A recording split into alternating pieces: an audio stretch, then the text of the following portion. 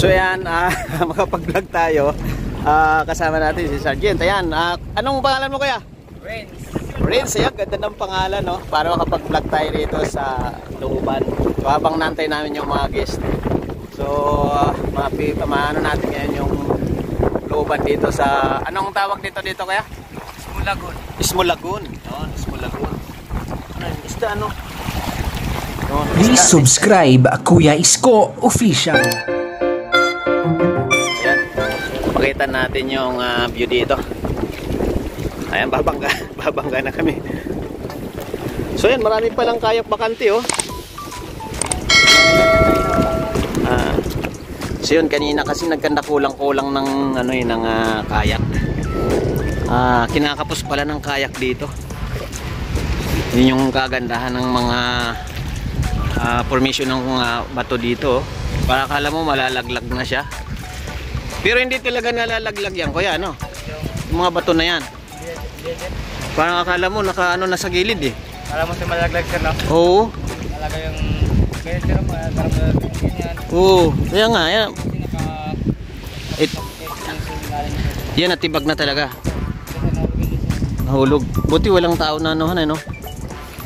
Yan, okay. So, pwede rin mag-swimming dito, mga kaibigan, no? Yan, napapanood natin to kay Gio Ong. Shout out sa'yo, Gio Ong. Andito tayo ngayon sa Smulagon.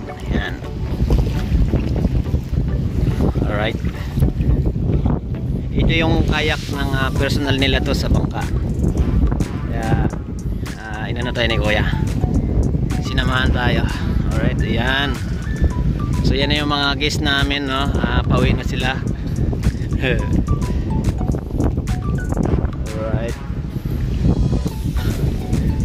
Sinundo pala ni Kuya. Hi to my vlog, ma'am. Yan, guests namin yan. Alright. Yun. Ayan, dito tayo. Traffic na, no? One way. At two way siya, kaya traffic.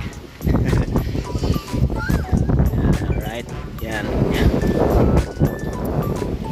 Hello.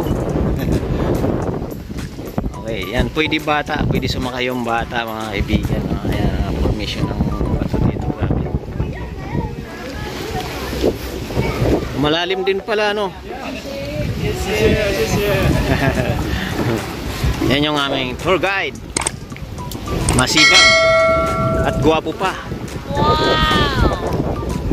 May mga ibang lahi dito, mga kaibigan. Mas marami yung ibang lahi kaysa Pilipino. Okay.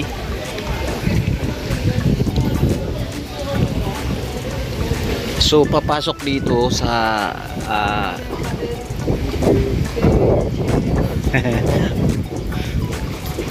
papasok dito din papunta doon sa kabilang lagon.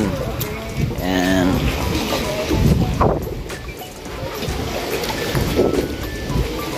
Okay. Oh yeah, bangga.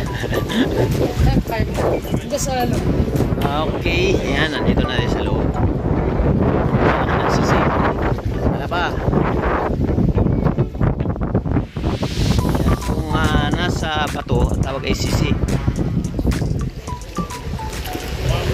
Alright, so ito yung looban.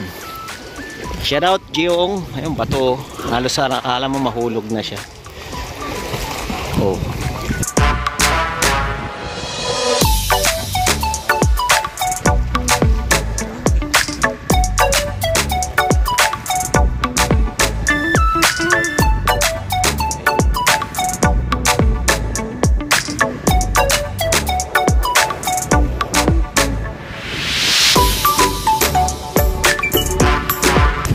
Buhangin to, no? Kaya siya ha? Malalim yun.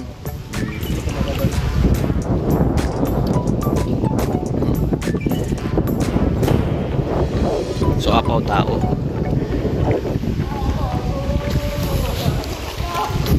Pero may mga isda na rin sa ilalim, nakikita.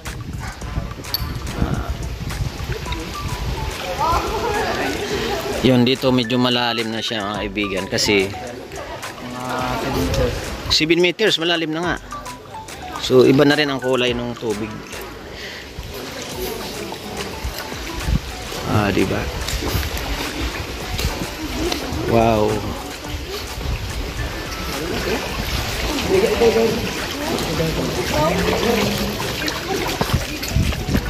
Yun. So walang ibang labasan pala, no?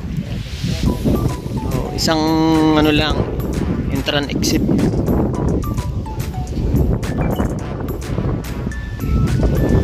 So yun. Okay. So hanggang dito lang siya.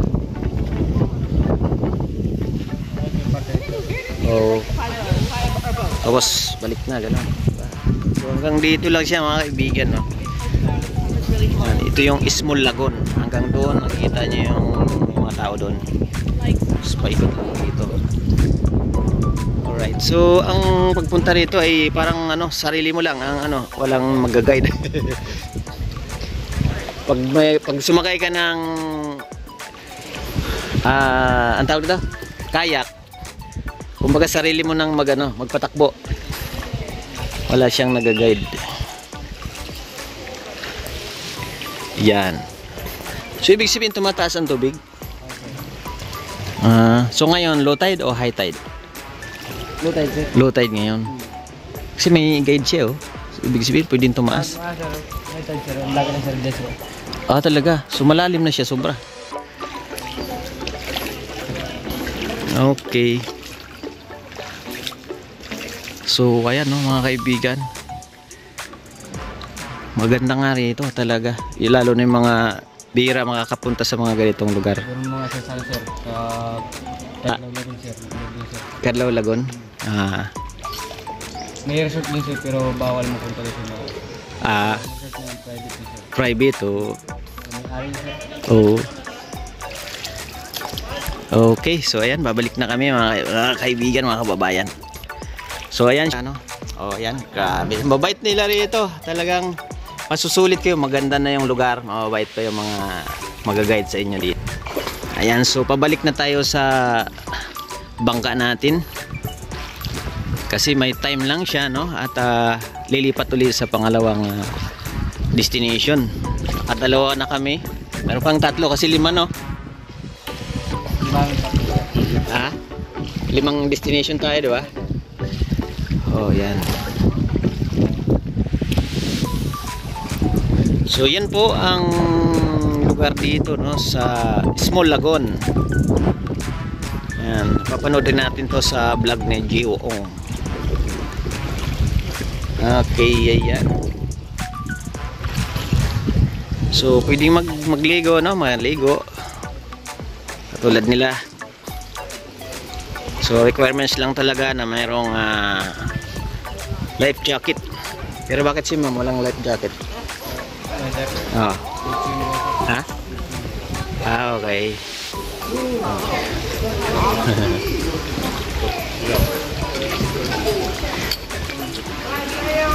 So ano pala, kahit na requirements, basta marunong ka lumangay, okay lang na wala. Kahit na requirements yung life jacket, pero kung magaling ka naman lumangoy or marunong, okay lang na wala. Okay lang, sir. Okay. Pag hindi, sir, safe tayo sa Nga. So ayan mga kaibigan, nakikita nyo yung nasa bato na yan. Kung sa atin yan dito sa Tagalog ay talaba. Pero pag nakadikit sa bato ay sisi kung tawagin, yung maliliit. Alam mo yung sisi, kapatid? Nakadikit siya sa bato. Pero malalaki na siyang sisi. Ang talaba kasi is inaalagaan sa ilalim. So right. Balik na kami. Ang kamangha-mangha lang dito, maliban sa ganda ng lugar, yung mga bato na parang akala mo mahuhulog na eh. Nakakapit na lang siya sa tuktok, pero hindi siya nahuhulog.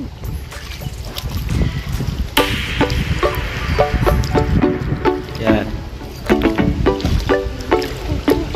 Okay.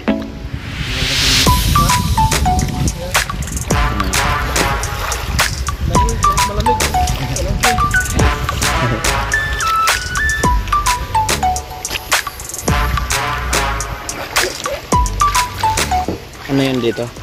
Sir. Ano siya dito? Pero hindi mo Tour guide din. Okay. Okay. Okay.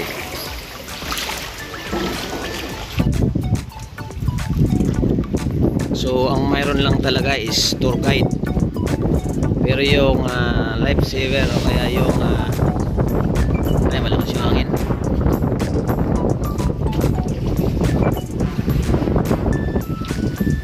Lifeguard is wala. Pinaka lifeguard nila rito mga kaibigan ay yung kasama mo sa bangka. Yan. Siya na yung pinaka lifeguard.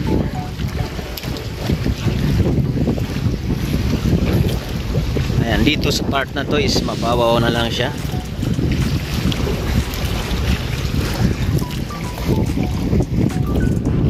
Hindi na siya abot tao. Ayan, linaw ng dagat.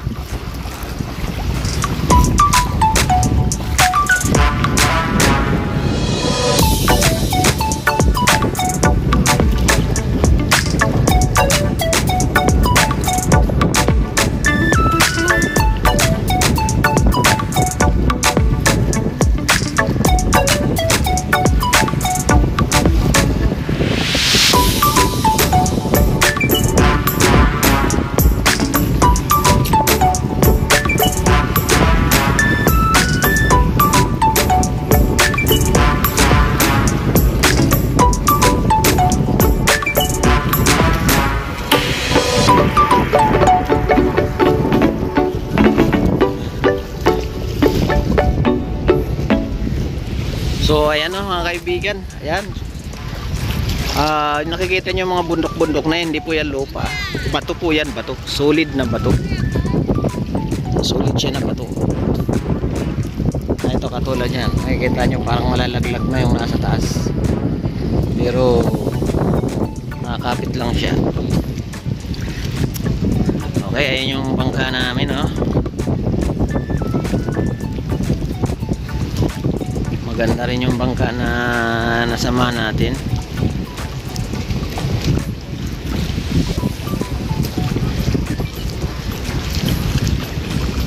So kung napapansin nyo, hindi na natin in-experience na gumamit ng kayak at medyo sanay tayo sa ganyan.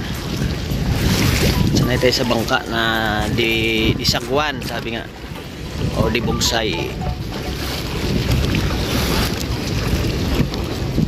Oh, bangga. Yeah. Bangga. Ayan yung bangka namin mga kaibigan. Kaya, so, balik na tayo. Si Smith. Ayan, si Smith. So, ito ay group, parang group tour, no? Magkakaiba ng lugar. Alright, si Kuya. Okay. So, ayan mga Kuya. Napasok natin yung Ismo Lagoon. Salamat kay Kuya. Ayan, mga kaibigan na natin sila rito. So, maganda ron kasi napapanood na natin yan sa mga vlog, pero na-experience natin, napakaganda. So lang muna uli yung ating video at next upload video po tayo. Alright, next video po. 1, 2, 3, come on! Come on.